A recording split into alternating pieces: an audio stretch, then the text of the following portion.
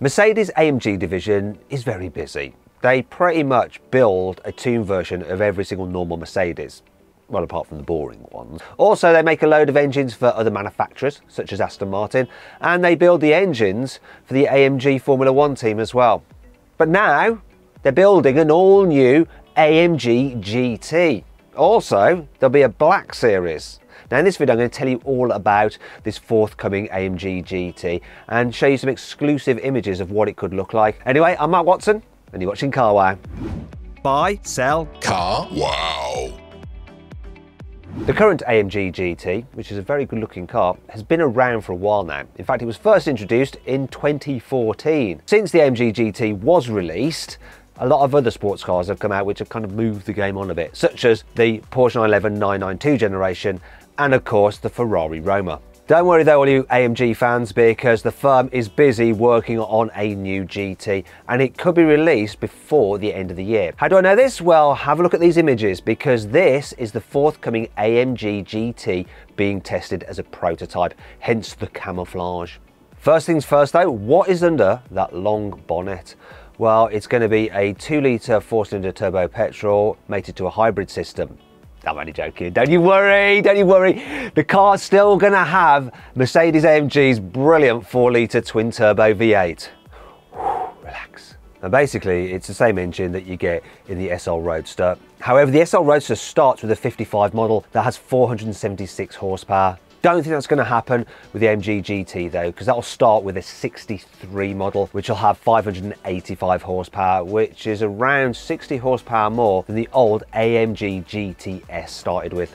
The GT will also use the SL chassis, though obviously with a roof. So the chassis on the SL weighs in at 270 kilos, which is about 40 kilos more than the old AMG GT chassis, because that was super lightweight. However, the new AMG GT chassis should be lighter than the SLs, because obviously the SL hasn't got a roof, it needs some extra bracing underneath to stop the chassis wobbling about a bit. So maybe it'll be closer in weight to the old AMG GT chassis. We'll have to wait and see.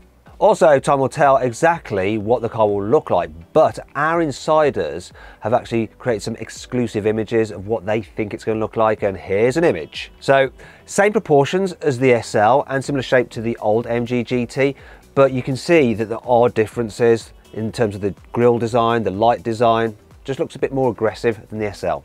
Now, to ensure the car goes as well as it looks, AMG has done some things to the chassis to make sure that the car can launch.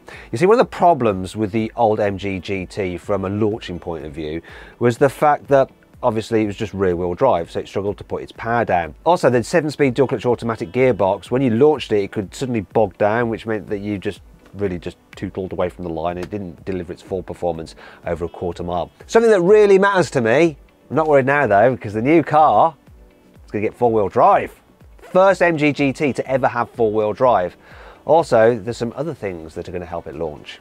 You see, the car will get the same 9-speed automatic, but with a wet clutch like you get in the SL. Now, I've actually launched the SL55, which is the lowest power version. It's supposed to do 0 to 60 in 3.9 seconds, but when I launched it, this is what happened. 4-wheel drive for the win. Here we go, 0 to 60 in 3.67 seconds. Yes, 0.2 of a second quicker than Mercedes claimed. Now, the old AMG GTS was supposed to do 0 to 60 in 3.8 seconds, but trying to get it to do that required all the planets to be perfectly aligned, you know, like you needed the correct tyre temperatures, you needed a really grippy surface, and you needed the car to just work. Most of the time when you launched it, you'd be doing over 4 seconds to 60 miles an hour. Anyway, I digress. You see, the new SL63 version is supposed to do 0 to 60 in 3.6 seconds, but if you take into account that with the 55 version, I got 0.2 second quicker, so you're looking at 3.4 seconds to 60 in reality, and then you factor in that the GT model will be slightly lighter, and yeah, I reckon the car will do 0 to 60 in around 3.3 or maybe even 3.2 seconds. However, I think there could be an even quicker version than that. Reason being that in 2023, Mercedes will be celebrating 60 years of putting V8s into its road cars. The first V8 model was the 600, which was released in 1963, and it had a 6.3 litre engine with 250 horsepower. That engine was next used in the 300 SEL, which was released in 1968. Actually, that car was taken by a then separate tuning company called AMG, and they took the engine, bored it out to 6.8 litres, so it produced 428 horsepower. Then they took the car racing. In fact, the car had a nickname, the Rot Sau, or that should be, I can't do it with the German accent. No, which is German for the red pig.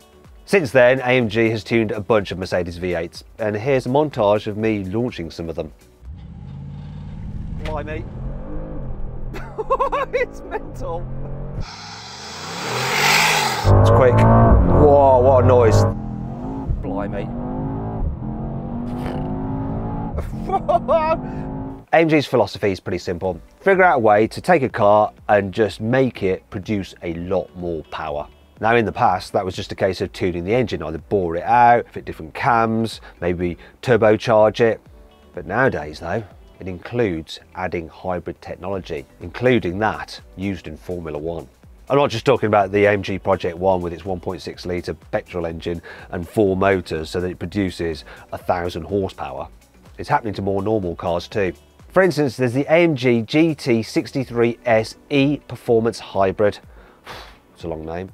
Anyway, it has a 4 litre twin turbo V8 mated to a 204 horsepower electric motor and some clever battery tech derived from F1 which can dump a load of power into that motor so you get instant performance without the system overheating. And that actually brings us back to the chassis on the new AMG GT and the fact that it's able to share other bits from Mercedes vehicles like the 4-wheel drive system, and this is where the benefit comes in. You see, it means that they can use the hybrid system from the AMG GT 4-door in the smaller AMG GT Coupe. So if you take that electric motor, 204 horsepower, add it to the engine from the 63 model, which has 585 horsepower, just going to do the maths, and the figure should come to 789 horsepower.